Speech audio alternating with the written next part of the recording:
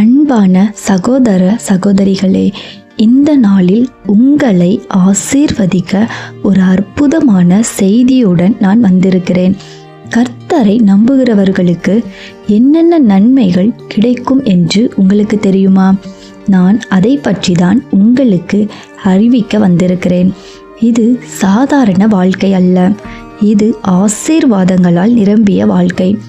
நாம் நம்முடைய வாழ்க்கையில் எல்லா சூழ்நிலையிலும் கர்த்தரை நம்பியிருக்கும் போது கர்த்தர் நமக்கு அநேக அற்புதங்களை செய்கிறார். நமக்கு அநேக நன்மைகள் கர்த்தரால் கிடைக்கும். அது என்ன அப்படின்னு சொல்லி நாம் இன்னைக்கு பார்க்கலாம். இந்த வீடியோவை ஸ்கிப் பண்ணாமல் முழுவதுமாக கேட்டு தேவன் உங்களுக்கு தரும் ஆசீர்வாதங்களை பெற்றுக்கொள்ளுங்கள். முதலாவது, நாம் கர்த்தரை நம்பியிருக்கும் போது கர்த்தர் நமக்கு தரும் ஆசீர்வாதம் அமைதி. தேவன் நமக்கு மனதில் அமைதியை தருகிறார். நம் குடும்பத்தில் எவ்வளவு பிரச்சனைகள் வந்தாலும் நாம் எல்லா சூழ்நிலையிலும் தேவனை நம்பிக்கொண்டிருக்கும் போது தேவன் நமக்கு அமைதியை தருகிறார். மனுஷர்களை நம்புவதை பார்க்கிலும் கர்த்தர் பேரில் பற்றுதலாய் இருப்பதே நலம். நாம் மனுஷர்களை நம்பும்போது நம் மனதில் ஒரு அமைதி இருக்காது. அவர்கள் நமக்கு உதவி செய்வார்களா இல்லையா என்று ஒரு குழப்பத்தோடு இருப்போம். ஆனால் நாம் தேவனை நம்பும்போது தேவன் நமக்கு நிச்சயமாக உதவி செய்ய வல்லவராக இருக்கிறார். அவர் நமக்கு மனதில் ஒரு ஆறுதலை கொடுப்பார். மனதில் ஒரு சந்தோஷம் இருக்கும், ஒரு சமாதானம் இருக்கும். நாம் எந்த ஒரு சூழ்நிலையிலும் நம் மனதில் ஒரு பயம் இருக்காது. தேவன் அந்த பயத்தை நீக்கி விடுவார். நமக்கு ஒரு ஆறுதல் தருவார். சூழ்நிலைகள் எதிராக இருந்தாலும் நாம் தேவனுடைய கரத்தை பற்றி கொண்டிருக்கும் போது தேவன் நமக்கு அந்த அமைதியை தருவார். நம் குடும்பத்தில் தேவனை அறியாதவர்கள் இருப்பார்கள். அவர்கள் அந்த பிரச்சனைகளை கண்டு கலங்கி போய் இருப்பார்கள். ஆனால் தேவனை அறிந்த பிள்ளைகள் ஒருபோதும் பிரச்சனையை கண்டு பயப்பட மாட்டார்கள்.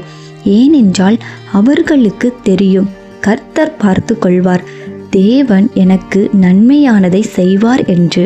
அதனால் தேவன் அவர்களுக்கு மனதில் ஒரு அமைதியை கொடுத்திருப்பார். இந்த அமைதி உலகத்தால் தர முடியாது. இந்த உலகம் கொடுக்க முடியாத அமைதியை கர்த்தர் உங்களுக்கு தருகிறார்.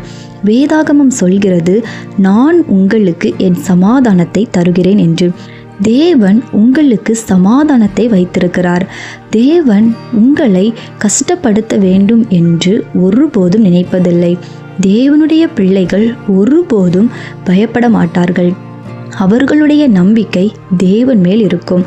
நீங்கள் கர்த்தரை நம்பினால் உங்கள் மனதில் பயம் இருக்காது, கலக்கம் இருக்காது. ஒரு தெய்வீக அமைதி உங்களை நிரப்பும். நீங்கள் தேவனோடு இருந்தால் தேவன் உங்களோடு இருப்பார்.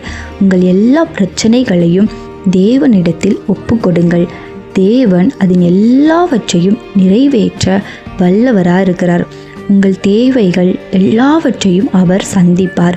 உங்கள் மனதில் ஒரு அமைதியை அவர் தருவார். நீங்கள் கர்த்தரை நம்பும்போது கர்த்தர் உங்களுக்கு நிச்சயமாக பலன் தருவார். இரண்டாவதாக, நாம் கர்த்தரை நம்பும்போது கர்த்தர் நமக்கு தரும் ஆசீர்வாதம், தேவையான எல்லா பொருளாதார ஆசீர்வாதத்தையும் தேவன் நமக்கு தருகிறார். கர்த்தர் உங்கள் தேவைகளை அறிந்திருக்கிறார். நமக்கு என்ன தேவை என்று தேவனுக்கு தெரியும். நம் தேவைகளை சந்திப்பதில் அவர் வல்லவராயிருக்கிறார்.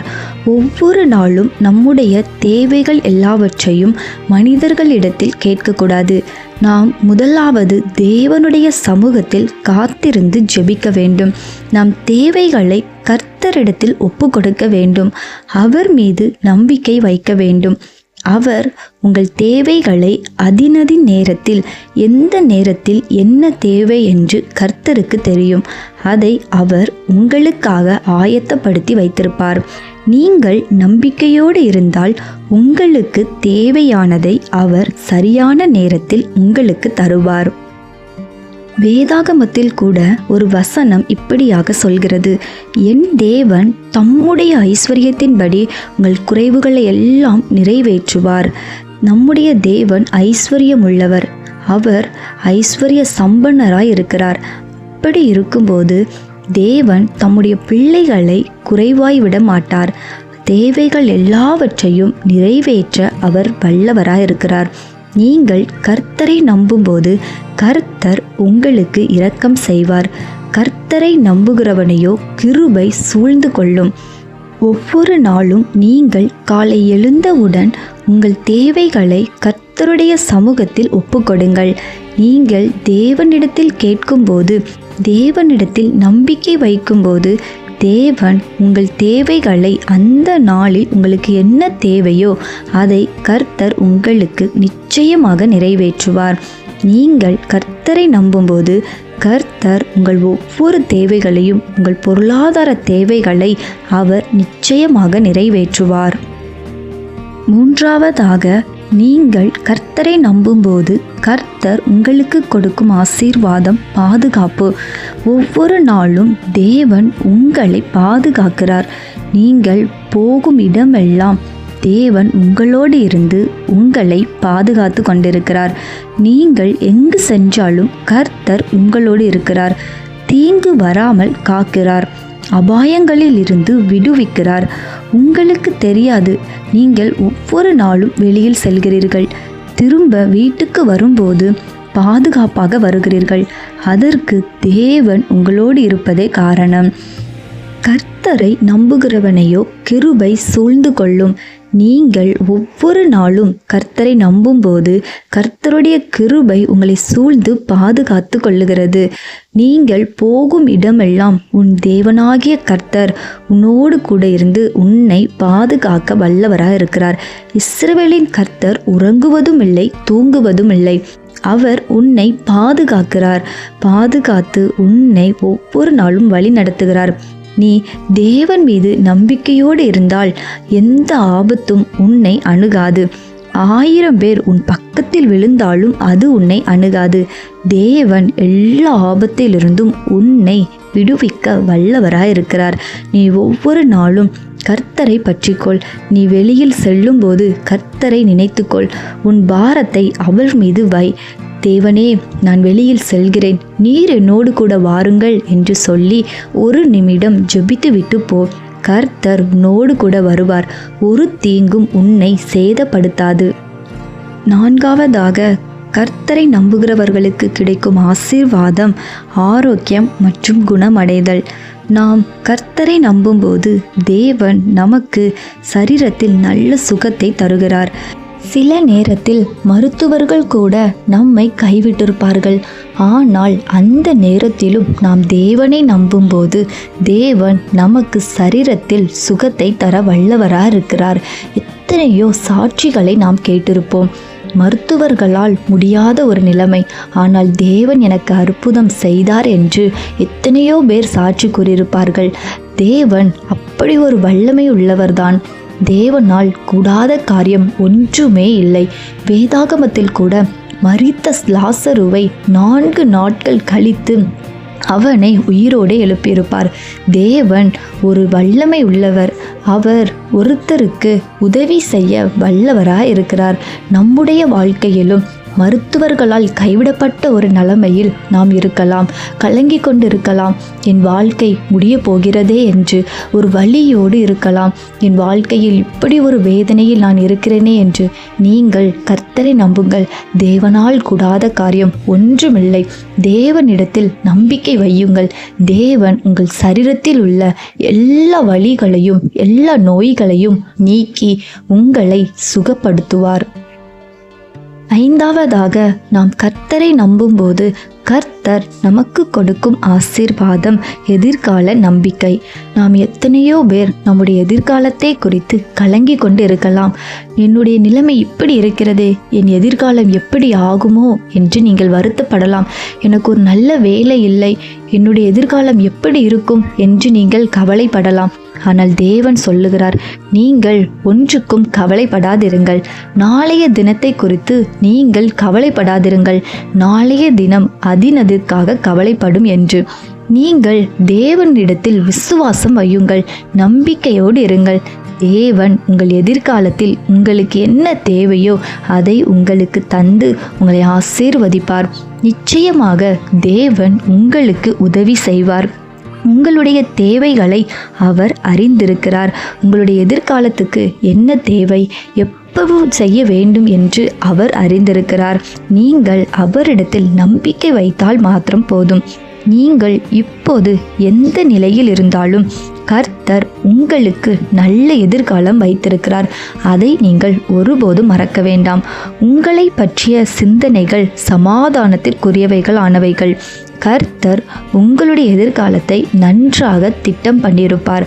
அவர் அதை எப்போதோ உங்களுக்காக ஆயத்தம் பண்ண தொடங்கியிருப்பார். நீங்கள் அதை குறித்து கலங்க வேண்டாம். நீங்கள் ஒன்று மாத்திரம் செய்தால் போதும். கர்த்தரிடத்தில் நம்பிக்கை வையுங்கள். கர்த்தர் உங்களுடைய எதிர்காலத்தை விசேஷமாக அவர் ஆசீர்வதிப்பார். ஈஸியாக நாம் கர்த்தரிடத்தில் நம்பிக்கை வைக்கும்போது கர்த்தர் நமக்கு தரும் ஆசீர்வாதம் நம்முடைய ஜெபத்திற்கு பதில் தருவார். நாம் நம்முடைய தேவைகள் எல்லாவற்றையும் ஜெபத்தில்தான் தேவனிடத்தில் சொல்கிறோம். அந்த ஜெபத்திற்கு பதில் வருகிறதா என்று நாம் எப்படி யோசிக்கிறோம்? தேவன் அதை கேட்டிருப்பாரா என்று நாம் எப்படி நினைக்கிறோம்? நீங்கள் தேவனிடத்தில் நம்பிக்கையோடு ஜெபித்தால் நிச்சயமாக தேவன் உங்களுடைய ஜெபத்திற்கு பதில் தருவார். நீங்கள் ஜெபத்தில் எவைகளை கேட்கிறீர்களோ அவைகளை தேவன் உங்களுக்கு தர வல்லவராய் இருக்கிறார். விசுவாசத்தில் நீங்கள் தேவனிடத்தில் கேட்க வேண்டும். விசுவாசம் உள்ளவனுக்கு எல்லாம் கூடும் என்று தேவன் சொல்லியிருக்கிறார். விசுவாசம் இல்லாமல் நீங்கள் ஜெபித்தால் அது ஏற்றுக்கொள்ளப்படாது. நீங்கள் விசுவாசத்தோடு தேவனிடத்தில் நம்பிக்கை வைத்து இது தேவனால் கூடும், ஏசப்பா இது உங்களால் கூடும், இது நீங்கள் எனக்கு செய்யுங்கன்னு சொல்லி நீங்கள் கேட்கும்போது தேவன் நிச்சயமாகவே அதை உங்களுக்கு செய்ய வல்லவராக இருக்கிறார். நீங்களும் ஜெபத்தில் உங்களுக்கு எது தேவையோ அதை நம்பிக்கையோடே தேவனிடத்தில் கேளுங்கள். அவர் சரியான நேரத்தில் பதில் தருவார். நாம் கர்த்தரை நம்பும்போது கர்த்தர் நமக்கு என்னென்ன ஆசீர்வாதங்கள் தருகிறார் என்று நாம் பார்த்தோம். இப்போது வேதாகமத்தில் கர்த்தரை நம்பி ஆசீர்வாதங்களை பெற்றுக்கொண்ட ஒரு சில நபர்களை பற்றி பார்ப்போமா? முதலாவது ஆபிரகாம். ஆபிரகாம் கர்த்தரின் வார்த்தையை முழுமையாக நம்பினார். கர்த்தர் ஆபிரகாமை நோக்கி, நீ உன் இனத்தையும் உன் தேசத்தையும் விட்டு புறப்படு என்று கூறினார். இப்படி ஒரு வார்த்தையை கர்த்தர் நம்மிடம் சொல்லி இருந்தால் நாம் என்ன செய்திருப்போம்? ஏசப்பா இதெல்லாவற்றையும் விட்டுட்டு நான் எங்கே போவேன், எப்படி வாழுவேன், என் எதிர்காலம் எப்படி இருக்கும் என்று அநேக கேள்விகள் கர்த்தரிடத்தில் கேட்டிருப்போம். ஆனால் ஆபிரகாம் இந்த மாதிரி எந்த ஒரு கேள்விகளும் கர்த்தரிடத்தில் கேட்கல. கர்த்தருடைய வார்த்தைக்கு கீழ்ப்படிந்தார். அவர் மேல் நம்பிக்கை வைத்து கர்த்தர் சொன்னபடியே தன் தேசத்தையும் இனத்தையும் தகப்பன் வீட்டையும் விட்டு புறப்பட்டு கர்த்தர் காண்பிக்கும் தேசத்துக்கு போனார். இதன் பலனாக கர்த்தர் ஆபிரகாமை ஆசீர்வதித்தார். நாமும் கர்த்தரை நம்பினால் கர்த்தர் நம்மையும் ஆசீர்வதிக்க வல்லவராயிருக்கிறார். இரண்டாவதாக நாம் பார்ப்பது ஈசாக்கு தான். ஈசாக்கு பஞ்ச காலத்திலும் கர்த்தரை நம்பி விதை விதைத்தான். நாம் பஞ்ச காலத்தில் விதை விதைப்போமா? தேசத்தில் எங்கும் யாரும் விதை விதைக்கல. ஆனால் ஈசாக்கு கர்த்தரை நம்பி விதை விதைத்தான். அதன் பலனாக கர்த்தர் அவனை 100 மடங்கு ஆசீர்வதித்தார். 1 மடங்கு 2 மடங்கு அல்ல, 100 மடங்கு பலனை ஈசாக்கு பெற்றுக்கொண்டான். நாமும் நம்முடைய வாழ்க்கையின் கடினமான நேரத்திலும் கர்த்தரை நம்புவோம். கர்த்தர் அந்த கடினமான நேரத்திலும் நமக்கு உதவி செய்ய வல்லவராக இருக்கிறார். நம்மை அவர் ஆசீர்வதிப்பார். மூன்றாவதாக நாம் பார்ப்பது தாவீதுதான். தாவீது கோலியாத்தை முறியடித்த அந்த ஒரு வரலாறு எல்லாருக்குமே தெரியும். ஆனால் நம்ம என்னைக்காவது யோசித்து பார்ப்போமா? தாவீது ஒரு சிறு பையன்தான். அவனுக்கு எந்த ஒரு போர் பயிற்சியும் கிடையாது. அவன் ஆடுகளை மேய்த்து கொண்டிருந்தான். கோலியாத்தை முறியடிக்க போர் பயிற்சி பெற்றவர்கள் கூட பயந்து போய் இருந்தாங்க. யாருமே அவனை எதிர்க்க முன் வரல. ஆனால் தாவீது அவனை எதிர்க்க முன் வந்தான். காரணம், அவன் கர்த்தர் மீது கொண்டிருந்த நம்பிக்கைதான். இறுதியில் அவன் வெற்றி பெற்றான். கோலியாத்தை ஒரே ஒரு கல்லினால் அவனை முறியடித்தான். இதற்கு காரணம், கர்த்தர் அவனோடு இருந்தார். தாவீது கர்த்தரை நம்பியதால் கர்த்தர் அவனை ஆசீர்வதித்தார். அவனை ஒரு மெய்ப்பனாக இருந்த தாவீதை ஒரு அரசனாக மாற்றினார். நாமும் கர்த்தரை நம்புவோம். நம்மால் கூடாதுதான், ஆனால் தேவனால் எல்லாம் கூடும். நாம் கர்த்தரை நம்புவோம். இந்த காரியத்தில் நான் சிறுவனாக இருக்கிறேனே, என்னால் எப்படி இவ்வளவு பெரிய வேலையை செய்ய முடியும் என்று நாம் நினைக்கலாம். ஆனால் அந்த வேளையிலும் தேவனை நாம் நம்பும்போது தேவன் அதற்கேற்ற பலனை நமக்கு தந்து நம்மை ஆசீர்வதிப்பார். நான்காவதாக நாம் பார்ப்பது சாத்ராக், மேஷாக், ஆபேத்நேகோ. இந்த 3 பேர் பற்றி தான் நாம் பார்க்க போகிறோம். இவர்கள் அந்நிய தேசத்தில் இருந்தார்கள். அந்த தேசத்தில் அந்நிய தேவர்களை வணங்குமாறு ஒரு கட்டளை பிறப்பிக்கப்பட்டது. இந்த 3 பேரும் அதற்கு எதிராக நின்றார்கள். நாங்கள் எங்கள் தேவனை தவிர வேறு ஒருவரையும் வணங்க மாட்டோம் என்று முடிவு செய்தார்கள். அதன் விளைவாக அந்த தேசத்தில் அக்கினி சூளையில் இவர்களை தூக்கி போட முடிவு செய்தார்கள். 7 மடங்கு அதிகமான ஒரு வெப்பம். அந்த ஒரு அக்கினி சூளையில் இந்த 3வரையும் கட்டி தூக்கி போட்டார்கள். அந்த நேரத்திலும் இவர்கள், நாங்கள் எங்கள் தேவனை ஆராதிக்கிறோம், நாங்கள் ஆராதிக்கிற எங்கள் தேவன் எங்களை விடுவிக்க வல்லவராயிருக்கிறார் என்று நம்பினார்கள். அவர்கள் கர்த்தரை நம்பினார்கள். அதற்காக கர்த்தர் அந்த ஒரு அக்கினி சூளையிலும் அவர்களை எரியாமல் பாதுகாத்தார். அவர்களுடைய முடி கூட கருகவில்லை. அப்படி ஒரு வல்லமையினால் தேவன் அவர்களை பாதுகாத்தார். வெளியில் இருந்தவர்கள், நாம் 3 பேரைதானே உள்ளே போட்டோம், 4 பேர் இருக்கிறார்களே என்று ஆச்சரியப்பட்டார்கள். மற்றவர்கள் ஆச்சரியப்படும் விதத்தில் தேவன் அவர்களை பாதுகாத்தார். நாமும் நம்முடைய வாழ்க்கையில் கர்த்தரை நம்ப வேண்டும். ஒரு இக்கட்டான காலத்தில் நாம் கர்த்தரை நம்பும்போது கர்த்தர் நம்மை சுற்றி இருக்கிறவர்கள் ஆச்சரியப்படும் விதத்தில் தேவன் நம்மை பாதுகாப்பார். 5வதாக நாம் பார்ப்பது நாகமான். நாகமான் ஒரு பெரிய படை தளபதி. அவனுக்கு குஷ்டரோகம் வந்தது. அந்த நோயினால் அவன் பாதிக்கப்பட்டான். நாகமான் ஒரு பெரிய படை தளபதி. அவன் இந்த குஷ்டரோகத்திலிருந்து விடுதலை பெற எத்தனையோ வைத்தியங்கள் பார்த்திருப்பான், எவ்வளவோ போராடியிருப்பான். ஆனாலும் அவனுக்கு சுகம் கிடைக்கல. கடைசியாக அவன் கர்த்தருடைய தீர்க்கதரிசியை நம்பினான். கர்த்தருடைய தீர்க்கதரிசி சொன்னபடி யோர்தான் என்ற நதியில் 7 தரம் மூழ்கி எழு அப்படின்னு சொல்லி தீர்க்கதரிசி சொல்லியிருப்பார். நாகமான் கர்த்தருடைய வார்த்தைக்கு நம்பி அவன் அதின்படியே செய்தான். யோர்தான் ஆற்றில் 7 தரம் மூழ்கி எழுந்தான். கர்த்தர் சொன்னபடியே அவனுடைய குஷ்டரோகம் அவனை விட்டு சென்றது.